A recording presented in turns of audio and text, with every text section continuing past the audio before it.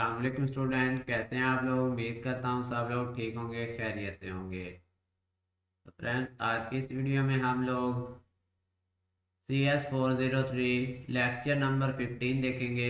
तो वीडियो को स्टार्ट करने से पहले हमेशा की तरह आप दोस्तों से रिक्वेस्ट है, चैनल को सब्सक्राइब करें और बेल के आइकन पर दबा दें ताकि जब भी न्यू वीडियो अपलोड हो आप लोगों को नोटिफिकेशन मिल जाए।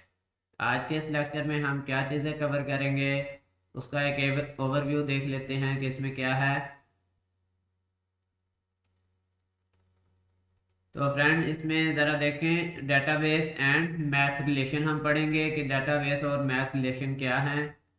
इसके अलावा हम पढ़ेंगे degree and cardinality of relation. इसके अलावा हम पढ़ेंगे इंटीग्रिटी कांस्टेंट के रूल्स पढ़ेंगे, यानी कि इंटीग्रिटी के। और फिर पढ़ेंगे transforming conceptual database design into logical database design, ठीक है।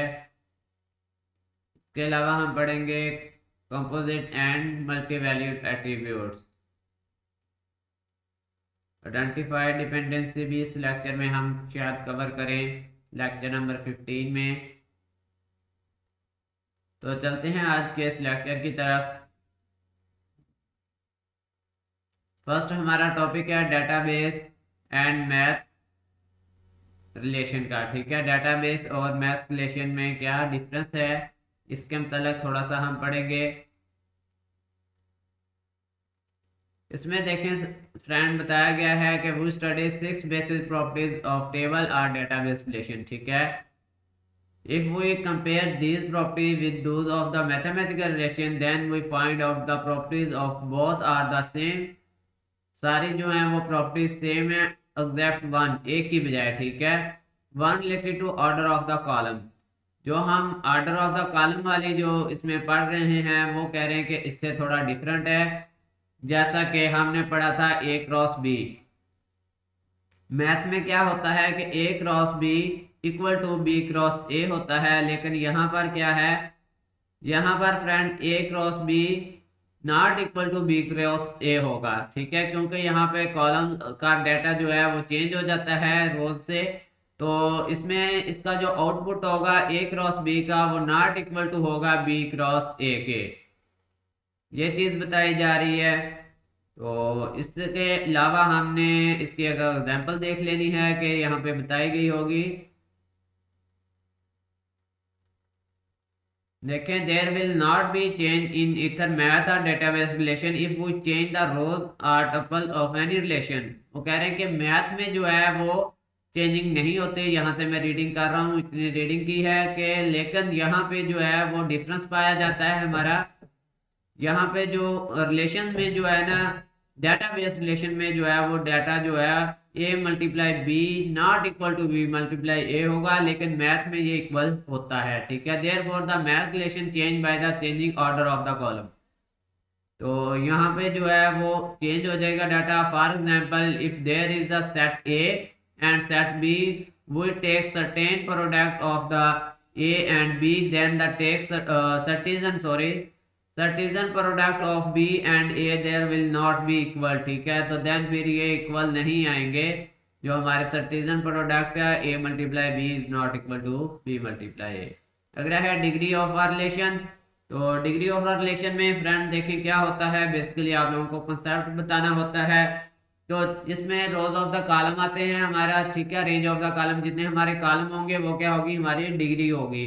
दोनों in this example the relation student has 4 column, ठीक है। अब स्टूडेंट के कितने कॉलम है यहाँ पे बताया गया है, 4 कॉलम है। 1 2 3 4, 4 कॉलम है। तो इसमें कितनी हमारी होनी चाहिए, डिग्री 4 होनी चाहिए। तो देखिए यहाँ पे डिग्री 4 बता दी गई है नीचे।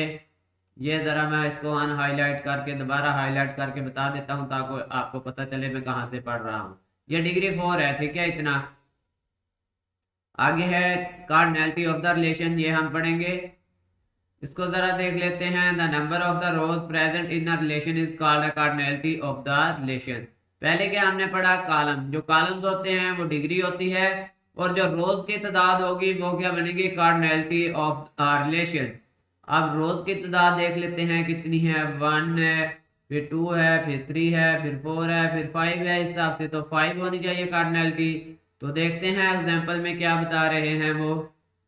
एग्जाम्पल में है कि student table about the number of the rows is 5। यहाँ पर रोज के नंबर 5 हैं जो कि हमने काउंट कर लिए हैं। So the cardinality of the relation is 5। तो सो इसमें क्या है, कार्डिनैलिटी भी इसकी 5 होगी। तो इसमें फ्रेंड आपने ये ऊपर वाले जो अबाव लाइन है ये काउंट नहीं करनी, ठीक है। जिस यहाँ से स्टार्ट हो रहा है, यहाँ से स्टूडेंट 1 का डाटा स्टार्ट होगा, वहां से लेके आपने जितने भी स्टूडेंट होंगे उतनी रोज गिनती कर लेनी है, वो आपकी कार्डिनैलिटी होगी। आगे है रिलेशन कीज। तो रिलेशन कीज जो कि आप लोगों को मैं पहले ही पढ़ा चुका हूँ, जिसमें हमने काफी सारी कीज जो है वो पढ़ी थी, लेकिन अभी जो हम पढ़ने जा रहे हैं वो कौन सी है देख लेते हैं। इसमें फॉरिजिन की है। इसमें क्या है, an attribute of the table B that is primary key in other table. वो कह रहा है कि आपके पास एक टेबल बी है, ठीक है, उसकी कोई भी एट्रीब्यूट जो कि किसी और टेबल में, जैसा कि टेबल ए में क्या होगी, वो प्राइमरी की होगी, तो उसको आप क्या कहेंगे, फॉरिजिन की कह देंगे, ठीक है। इसकी एग्जांपल ये है फ्रेंड। यहाँ पर देखें तो ये जो है ना हमारे पास डेप आईडी, ये हमारी फ्रोजन की बन रही है। ये फ्रोजन की क्यों बन रही है कि हमारे पास दो एंटिटीज जो थी, एक ही सिस्टम की दो एंटिटीज थी। तो उसमें जो है ये डिपार्टमेंट आईडी जो थी वो एक में प्राइमरी की है, इसलिए दूसरे में वो एट्रीब्यूट्स क्या बनेगी, वो फ्रोजन की बनेगी। क्यों? क्योंकि वो दूसरे वाली एंटिटी की प्राइमरी की है, ठीक है। प्राइमरी की कैसे बनती है, प्राइमरी की में नीचे लाइन लगी होती है, ये देखें, और ये यूनिक की होती है किसी भी एट्रीब्यूट्स की, ठीक है। इसके बिना जो है वो आपकी आइडेंटिफिकेशन नहीं हो रही होती। ये इसको हम कह सकते हैं कि प्राइमरी की इज द आइडेंटिफिकेशन की, क्योंकि ये आइडेंटिफाई कर रही होती है। अब एम्प्लॉय आईडी का नहीं पता होगा तो फिर एम्प्लॉय नेम या फिर उसका जो चीजें हैं उससे क्या हमें पता चलेगा। इसी तरह डिपार्टमेंट आईडी नहीं पता होगी तो डिपार्टमेंट नेम या फिर नंबर ऑफ एम्प्लॉय से हमें नहीं पता चलेगा। डिपार्टमेंट आईडी जो है वो यूनिक की है, वो ज्यादा इंपॉर्टेंट रखती है। इसके सादा एग्जांपल दूं तो अगर आप वर्चुअल यूनिवर्सिटी में स्टूडेंट्स देखें तो उनकी आईडी की जो आइडेंटिफिकेशन से होती है, उनकी आईडी से होती है। अगर आईडी ना पता हो तो स्टूडेंट को फाइंड करना बहुत मुश्किल हो जाता है, ठीक है। आगे देखें, रिक्वायरमेंट्स हैं कांस्टेंट ऑफ ओरिजिन की या कांस्टेंट्स ऑफ ओरिजिन की, ठीक है। रिक्वायरमेंट देखें, following are the some requirements constant of origin key. इसके कुछ रिक्वायरमेंट बताई गई हैं, आप लोगों ने अच्छे से रीड कर लेनी है। ये 3 नंबर का क्वेश्चन आप लोगों का आ सकता है। तो ऊपर वाला भी इंपॉर्टेंट था, वो भी 3 नंबर का आ सकता है कि what is difference between primary की एंड ओरिजिन की। तो वो मैं आप लोगों को बता चुका हूँ, बहुत ही सिंपल था। आगे है requirements constant of origin key. देखें, there can be more than 0 1 और मल्टीपल फ्रोजन की इन अ टेबल। वो कह रहे हैं कि एक टेबल में 0 भी फ्रोजन की हो सकती है, 1 भी हो सकती है, और मल्टीपल मतलब काफी ज्यादा भी हो सकती हैं, ठीक है। Depending on how many table are particular table is related with. ये इस चीज पे डिपेंड करता है कि फ्रोजन की से कितने टेबल जो है वो मैच कर रहे हैं।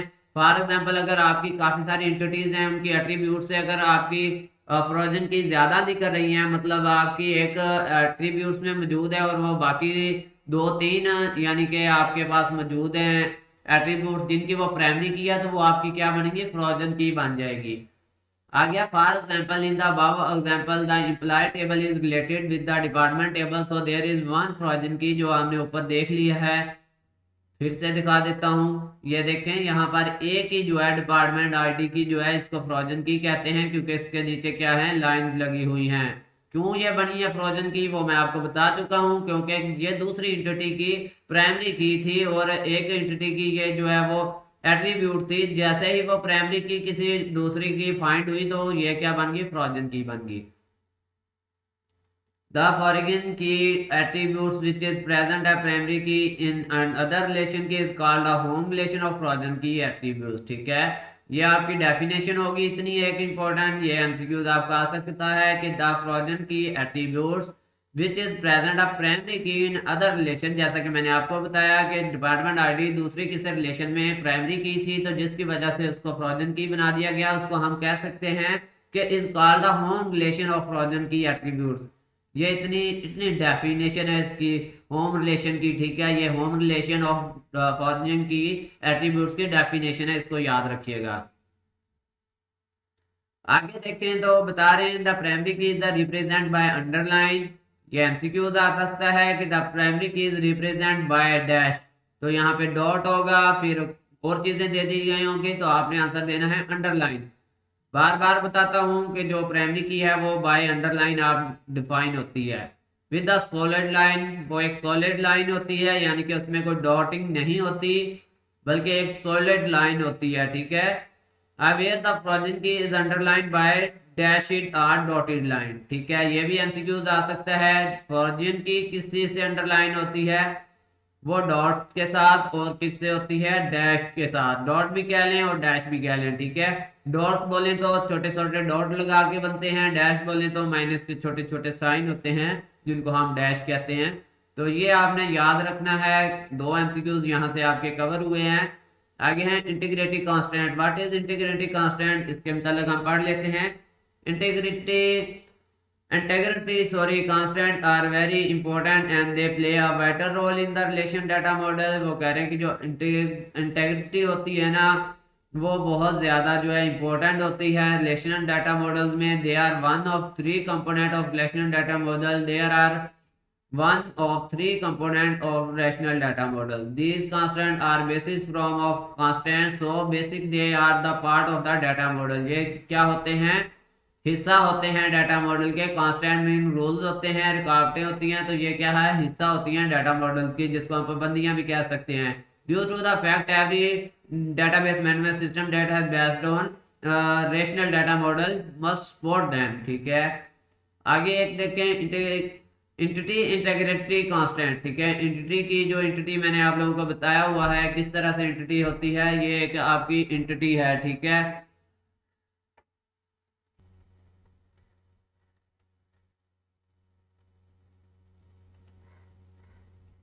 तो फ्रेंड्स हम पढ़ रहे थे इंटिटी इंटीग्रिटी कांस्टेंट, ठीक है। तो इसमें देखें state that the in relation no attributes of a primary key can have a null value, ठीक है। वो कह रहे हैं कि इसमें क्या होता है कि आपके रिलेशन में जो होता है state that in a relation no attributes of a primary key, ठीक है। आपकी प्राइमरी की कोई एट्रीब्यूट्स नहीं होती। Can have a null value, ठीक है। वो एक नल वैल्यू होती है, उसकी कोई जो है वो क्या होती है, एट्रीब्यूट्स नहीं होती। जैसा कि मैंने आप लोगों को बताया था ऑलरेडी कि आपकी अगर कोई प्राइमरी की है, फॉर एग्जांपल ये इसकी एट्रीब्यूट्स हैं, तो इनमें से इसकी कोई सब, ये प्राइमरी की है ना, तो इसके आगे सब टाइप्स नहीं होंगी, ठीक है। इसकी कोई आगे एट्रीब्यूट्स नहीं होंगी। जैसा कि यहाँ पे एक नेम है या फिर आईडी है, तो इसकी आगे सब टाइप्स नहीं होंगी। यहाँ पर कुछ नहीं होगा, ठीक है। ये नथिंग देयर, कोई भी नहीं होगा। लेकिन यहाँ पर जो बाकी एट्रीब्यूट्स हैं इनके सब टाइप हो सकती है। जैसा कि ये एक एड्रेस की है, तो इसके आगे सिटी का एड्रेस आ सकता है, कंट्री का नेम आ सकता है, फिर स्ट्रीट एड्रेस आ सकता है। तो ये सारा जो है इसकी सब टाइप बन सकती हैं। लेकिन प्राइमरी की आपकी एक ऐसी की होगी जिसकी आगे जो है वो सब टाइप नहीं होंगी। ये इस स्लाइड में जस्ट इतना बताया गया है आप लोगों को। इसको एक दफा रीड कर लीजिएगा। ये एक डेफिनेशन भी आपकी बनती है कि this constant is applied to frozen key. ये जो कांस्टेंट होता है, सॉरी ऊपर वाला हम पढ़ रहे थे, ये इसकी डेफिनेशन है, ठीक है। Instead in relation no attributes of a primary key, आपकी प्राइमरी की कोई एट्रीब्यूट्स नहीं होती। कैन हैव नल वैल्यू, ठीक है, और ना उसकी कोई नल वैल्यू होती है। यहाँ पे नो यूज हुआ है तो ये दोनों के लिए यूज हुआ है। इसमें देखें no attributes of primary key can have null value, तो इसमें नो दोनों के लिए यूज हुआ है। इफ पी के मतलब होता है primary key consist of the single attributes. अगर आपकी प्राइमरी की सिंगल एट्रीब्यूट्स है, यानी कि वो खुद ही है, उसमें आगे कोई एट्रीब्यूट्स नहीं है, दिस कांस्टेंट, अब इसमें जो है वो बिल्कुल ठीक है, अप्लाई हो रहा है ऑन दिस एट्रीब्यूट्स, ठीक है। So it is can not have the null value, उसकी कोई नल वैल्यू नहीं होगी। जैसा कि मैंने आपको बताया था कि यहाँ पे आपने कंफ्यूज नहीं होना, कैन हैव नल वैल्यू इसमें इसलिए बोला गया है कि यहाँ पे नो यूज हो गया है। ये नो किसके लिए, इन दोनों कंडीशंस के लिए यूज किया गया है।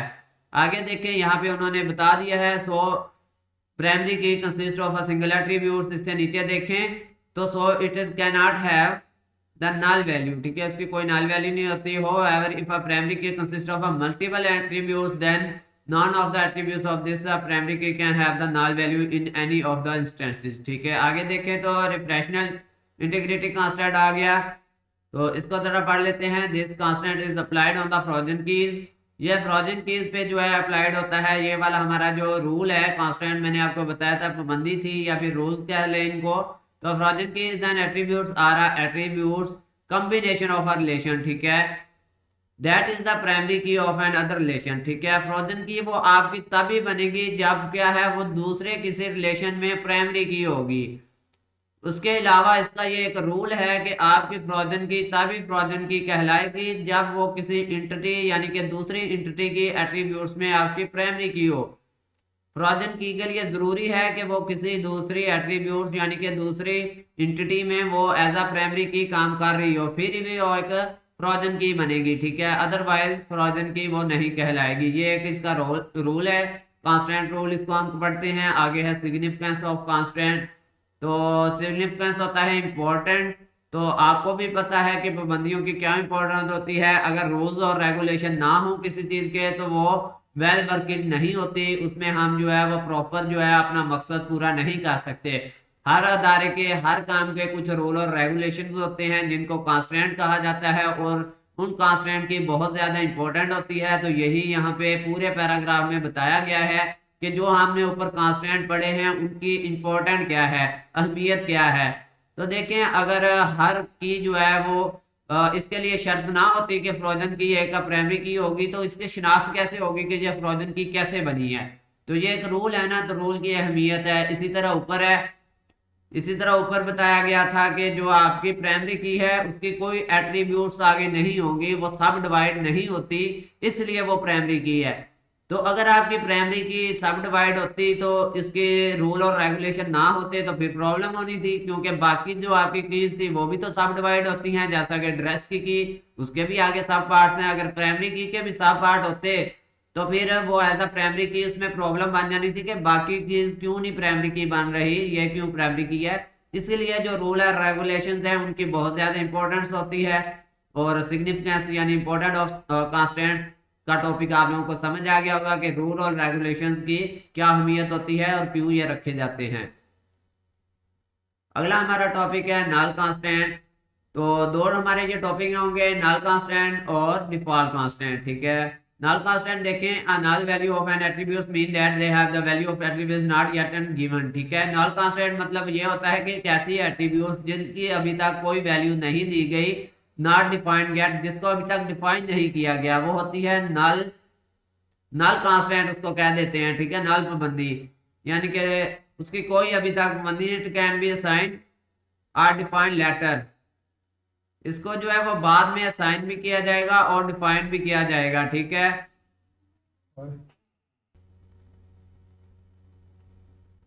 तो फ्रेंड्स, आगे हमने नल कांस्टेंट को पढ़ लिया है। इससे अगला हमारा टॉपिक है डिफॉल्ट वैल्यू का।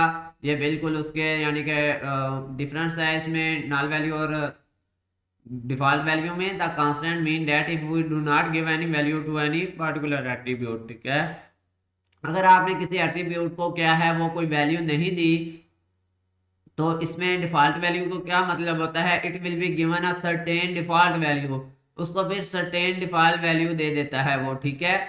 अगर आपने किसी भी एट्रीब्यूट्स को जो है वो वैल्यू नहीं दी तो क्या होता है, डिफॉल्ट वैल्यू में ये होता है कि आपकी एक डिफॉल्ट वैल्यू बनाई होती है, वो उसको ऑटोमेटिकली असाइन हो जाती है, ठीक है। This constant is generally used for the efficiency purpose in data entry process, ठीक है। ये डाटा एंट्री प्रोसेस में एफिशिएंसी के तौर पर इसको रखा जाता है, डिफॉल्ट वैल्यू वाले प्रोसेस को। Some time an attribute has a certain value that is assigned to it most of the cases, ठीक है। बाद औक़ात वो कह रहे हैं कि एट्रीब्यूट्स की जो वैल्यू होती हैं वो सेम होती हैं, तो इसलिए अगर आपने किसी एट्रीब्यूट्स की वैल्यू नहीं भी दी तो वो उसको क्या करता है, वैल्यू असाइन कर देता है, जिसको हम कहते हैं डिफॉल्ट वैल्यू असाइनिंग, ठीक है। ये नीचे एक एग्जांपल दी गई है, इसको आप लोग पढ़ लीजिएगा, वीडियो ज़्यादा लंबी हो रही है इसलिए मैं अगले टॉपिक पे चलता हूँ। डोमेन कांस्टेंट, डोमेन कांस्टेंट में भी आप लोगों को पता है कि डोमेन कांस्टेंट क्या होते हैं। फॉर एग्जांपल, अगर स्टूडेंट के रोल नंबर्स हैं, रोल नंबर की जो डोमेन होगी 1 से लेके जितने भी आगे स्टूडेंट हैं तो उसके डोमेन कांस्टेंट उसके रूल्स होंगे कुछ। फॉर एग्जांपल इस तरह है कि अगर आपने स्टूडेंट का डाटा जो है अगर इंटीजर में लिया है कि 1 2 3 5, तो इसमें कांस्टेंट है कि वो फिर इंटीजर में ही आपका डाटा चलेगा आगे, उसकी डोमेन जो है वो इंटीजर्स में चलेगी। अगर आपने उसको अल्फ़ाबेट में ले लिया या फिर करैक्टर में ले लिया ABCD, तो फिर वो क्या है स्टूडेंट के रोल नंबर ABCD में चलेंगे। तो ये एक रूल होता है डोमेन्स का कि आपने जिसमें डोमेन सेलेक्ट की है फिर आगे उसी में वर्क करना होता है, ठीक है। इसमें देखें this is an exceptional constant that is applied on every attribute, जो कि हर एट्रीब्यूट पर अप्लाइड होता है। That is every attribute have got a domain, ठीक है, क्योंकि हमारी हर एट्रीब्यूट क्या है उसकी एक डोमेन होती है। Domain mean the possible set of value, ठीक है, जो भी उसकी वैल्यू होगी, जो भी हमारी एट्रीब्यूट्स की वैल्यूज होती हैं उनको हम कहते हैं कि डोमेन है। फॉर एग्जांपल सम एट्रीब्यूट्स में have numeric like salary, age, marks, etc वगैरह। जैसा कि मैंने आपको बताया कि स्टूडेंट के रोल नंबर किस में होते हैं, न्यूमेरिक होते हैं, तो उनकी डोमेन्स क्या होंगी, न्यूमेरिक्स में होंगी, वो चेंज नहीं हो सकती। उसमें किस में चेंज नहीं हो सकती, दूसरी वैल्यू में। फॉर एग्जांपल अगर आपने पहले 5 स्टूडेंट का रोल नंबर रखे हैं टीचर्स में, तो बाकी अगले 5 स्टूडेंट के भी रोल नंबर टीचर्स में होंगे, इसलिए उनके जो एट्रीब्यूट्स हैं उनकी आइडेंटिफिकेशन हो पाएगी। ऐसा नहीं है कि 5 स्टूडेंट के रोल नंबर आपने टीचर में रख दिए तो बाकी 5 के आप उसमें रख दें करैक्टर में, और फिर अगले आए तो उनके आप डबल करैक्टर में रखने लग जाएं, तो इस तरह नहीं काम चलेगा। कांस्टेंट है ना, पाबंदी है, रूल है इसमें। देखें सम एट्रीब्यूट्स में है अपोजिट टैक्स ऑन करैक्टर, जिसमें टैक्स और करैक्टर यूज किए जाते हैं लाइक नेम, एड्रेस वगैरह, तो वहां पे टैक्स यूज होगा। येट सम अदर में हैव द डाटा टाइप, और कुछ में डाटा टाइप यूज होती हैं, जैसा कि डेट ऑफ बर्थ, यहाँ पे करैक्टर तो नहीं यूज करते, ज्वाइनिंग डेट वगैरह। तो ये सारे डोमेन के जो हमने पढ़े हैं कांस्टेंट हैं, रूल्स हैं इसके। तो नीचे पूरा पैराग्राफ है क्योंकि ये एग्जांपल दी गई हैं 1 बाय 1, इसको आप लोग रीड कर लीजिएगा अगर आप लोगों को कंसेप्ट क्लियर ना हुआ हो तो। आगे है आरडीएम कंपोनेंट। आरडीएम कंपोनेंट मतलब रैशनल डाटा मॉडल है। तो we have up till now study following 2 component of RDM. RDM के 2 कंपोनेंट है जिसके मतलब हम स्टडी करेंगे, which are the structure and entity integrity constant, ठीक है। स्ट्रक्चर होगा, इंटिटी इंटीग्रिटी कांस्टेंट होगा, जो ऊपर हम पढ़ के आ चुके हैं। The third part that is manipulation language, इसका तीसरा हिस्सा जो है वो है manipulation language, will be discussed in length in the coming lecture. आने वाले लेक्चर में जो है इसको भी पढ़ाया जाएगा मैनिपुलेशन लैंग्वेज को, ठीक है। आगे है डिजाइन लॉजिकल डेटाबेस, ये आप लोगों को बार बार पढ़ा दिया है इस टॉपिक को, आई थिंक अब जरूरत नहीं है कि लॉजिकल डिजाइन के बारे में आपको दोबारा से बताया जाए कि ये क्या होता है। फिर भी इसमें डेफिनेशन देख लें, the process of converting conceptual design into logical database involve a transformation of ER data model into rational data model, ठीक है। ये इसका प्रोसेस होता है कि किस तरह से हम जो है वो लॉजिकल डिजाइन बनाते हैं। जब हम कंसेप्चुअल डाटाबेस डिजाइन को लॉजिकल डाटाबेस में डिजाइन करते हैं, for example ER data model को हम रैशनल डाटा मॉडल में कन्वर्ट कर देते हैं, तो वो क्या बन जाता है, लॉजिकल डाटाबेस डिजाइन, ठीक है। तो ये बेसिकली ये पहली लाइन में भी डेफिनेशन है, logical database design is obtained from conceptual database design, ठीक है। इससे आगे देखें ट्रांसफॉर्मिंग रूल हैं। Following are the transforming rule for the converting conceptual database design into logical design, ठीक है। ऐसे ही तो नहीं conceptual database design into logical हो जाता, उसके भी कुछ रूल्स और रेगुलेशन होंगे, जैसा कि कांस्टेंट इसको कहें कि कांस्टेंट और रूल्स में कोई डिफरेंट नहीं है, दोनों एक ही चीजें हैं। तो देखें the rule are straightforward, ठीक है, which mean that we just have to follow the rules. इसको हमें रूल्स को फॉलो करना होता है। Mention and required logical database design would be achieve. वो कह रहे हैं कि अगर हम रूल्स को फॉलो करेंगे तभी हम जो है वो अपना जो है कंसेप्चुअल डाटाबेस को लॉजिकल डाटाबेस में कन्वर्ट कर पाएंगे। तो रूल्स क्या है, नीचे इसके कुछ रूल दिए गए हैं। There are 2 way to transferring. First one is manually, पहला आपके पास मैनुअली होता है, और सेकंड क्या होता है, सेकंड इज वो हैव कैश टूल अवेलेबल। दूसरा आप केस टूल के जरिए जो है इसको कन्वर्ट करते हैं लॉजिकल डाटा को, और सॉरी कंसेप्चुअल डाटा को लॉजिकल डाटा बेस डिजाइन में, ठीक है। आप ये देखें मैपिंग एंटिटी टाइप। अब मैपिंग ऑफ एंटिटी टाइप में देखें पहला क्या है, पहला हमारे पास है an example strong entity type. यहाँ देखें स्टूडेंट की एक एंटिटी थी, उसकी 3 एट्रीब्यूट्स थी, इनको रिलेशन में किस तरह चेंज किया जाता है। ये ईआर डाटा मॉडल को आप रिलेशन में चेंज कर रहे हैं। तो ये किस तरह चेंज हो रहा है, देखें स्टूडेंट है, ये इसकी क्या है, एंटिटी है, और स्टूडेंट आईडी जो है यहाँ पे एट्रीब्यूट ले ली, स्टूडेंट नेम ले लिया, स्टूडेंट डेट ऑफ बर्थ ले ली। अब स्टूडेंट आईडी के नीचे एक लाइन लगी हुई है, मतलब इस लाइन का क्या मकसद है, ये एक प्राइमरी की है, ये देखें primary key of the entity is declare as the primary key of relation and underline, ठीक है। ये ऊपर डेफिनेशन मैंने हाईलाइट कर दी है, वहां आपने रीड कर लेनी है कि आपकी जो प्राइमरी की होगी वो अंडरलाइन की होगी आपके रिलेशन में, सही है। अगला हमारा टॉपिक है कंपोजिट एट्रीब्यूट्स। इसको समझ लेते हैं कि ये क्या है। These are the those attributes which are the combination of two or more than two attributes, ठीक है, जो कि क्या होती हैं, कॉम्बिनेशन होती हैं टू या फिर दो से ज्यादा एट्रीब्यूट्स का। तो इसको जरा नीचे पिक्चर में जाके समझेंगे। ये एग्जांपल है ट्रांसफॉर्मेशन ऑफ कंपोजिट एट्रीब्यूट्स। वही ऊपर वाला टेबल हम बनाएंगे, student, student ID, student name, date of birth.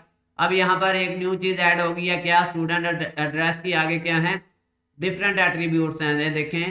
तो इसका हम अलग से बना लेंगे, ये वाला स्टूडेंट एड्रेस बनाया, फिर स्टूडेंट आईडी इसमें भी आएगी, क्यों, क्योंकि अगर हम स्टूडेंट एड्रेस के साथ स्टूडेंट आईडी नहीं लिखते तो फिर क्या होता, हमें पता नहीं चलता कि ये किस स्टूडेंट का जो एड्रेस है, इसलिए स्टूडेंट आईडी वाली प्राइमरी की यहाँ पर भी यूज होगी।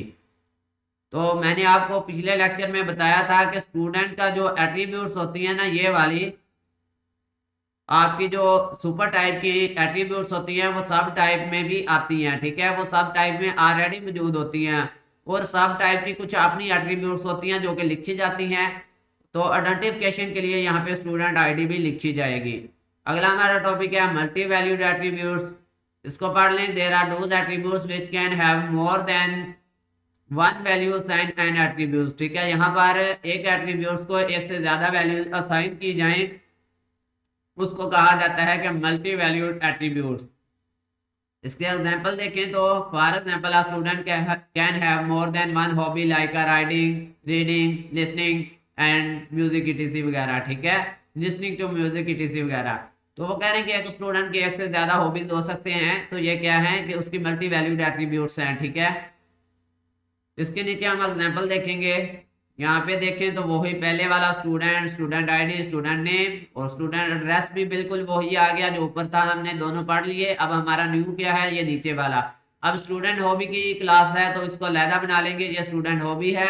अब आईडी यहाँ पे भी आएगी स्टूडेंट की, प्राइमरी की यहाँ पे भी आएगी स्टूडेंट आईडी की, क्यों, अगर हम जस्ट हॉबी लिखते हैं तो पता नहीं चलेगा ये किसके हॉबी हैं जब तक स्टूडेंट की आईडी हम यूज नहीं करते उसकी एट्रीब्यूट्स में। तो स्टूडेंट आईडी जो है वो मोस्ट इंपॉर्टेंट है, जिससे शिनाख्त होगी ये कौन सा स्टूडेंट है, किस स्टूडेंट की हॉबीज की बात हो रही है। फिर आगे हम स्टूडेंट की हॉबीज लिख देंगे। तो ये था हमारा transformation of multi valued attributes. तो फ्रेंड ये हमारा आज का लेक्चर यहाँ पे कवर हुआ। आगे I think lecture number 16 start हो रहा है। तो अगर आप लोगों को आज का हमारा लेक्चर अच्छा लगा तो वीडियो को लाइक करें और चैनल को सब्सक्राइब करें। मज़ीद वीडियो को देखने के लिए हमारे चैनल से जुड़े रहें। तो मिलते हैं न्यू वीडियो में, तब तक के लिए अल्लाह हाफिज़, फ़ी अमानिल्लाह, अपना ख्याल रखिएगा।